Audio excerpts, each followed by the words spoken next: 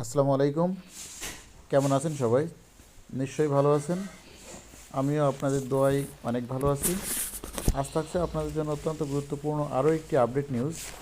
Update নিউজটি কি সেটা জানতে হলো পুরো ভিডিওটা জুড়ে সঙ্গে থাকবেন।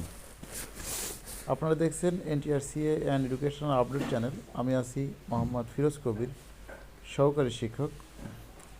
তো চলুন শুরু করা যাক। আজকের গুরুত্বপূর্ণ যে আপডেট নিউজটি আছে সেটি নিয়ে কথা বলা যাক। দেশের এমপিভুক্ত বেসরকারি শিক্ষা প্রতিষ্ঠানের স্কুল, কলেজ, মাদ্রাসা শিক্ষকদের উৎসব ভাতা বাড়াতে উদ্যোগ নিয়েছে শিক্ষামন্ত্রী ব্যারিস্টার মহিবুল হাসান নওফেল। সোমবার স্বাধীনতা মাদ্রাসা শিক্ষক পরিষদ এর নেতাদের সঙ্গে এক মতবিনিময় সভায় শিক্ষকদের উৎসব ভাতা বাড়ানোর উদ্যোগের কথা জানান তিনি।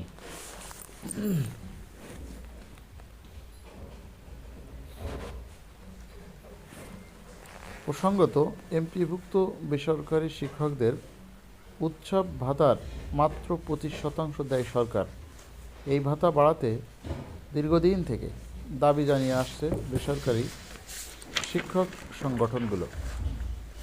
সোমবারের বৈঠকে বেসরকারি শিক্ষকদের বেতন ভাতা বাড়াতে দাবির প্রেক্ষিতে শিক্ষামন্ত্রী বলেন, উৎসব ভাতা নিয়ে আমি নিজেই অর্থ মন্ত্রণালয়ে যাব, যাতে তা নিশ্চিত করতে পারি।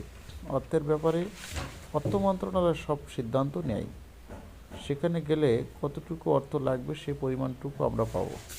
তাই এখনই আমার পক্ষ থেকে প্রতিশ্রুতি দিতে পারছি না। এখনই যদি প্রতিশ্রুতি দেই তাহলে সেটা হবে বিভ্রান্তি ও প্রতারণামূলক।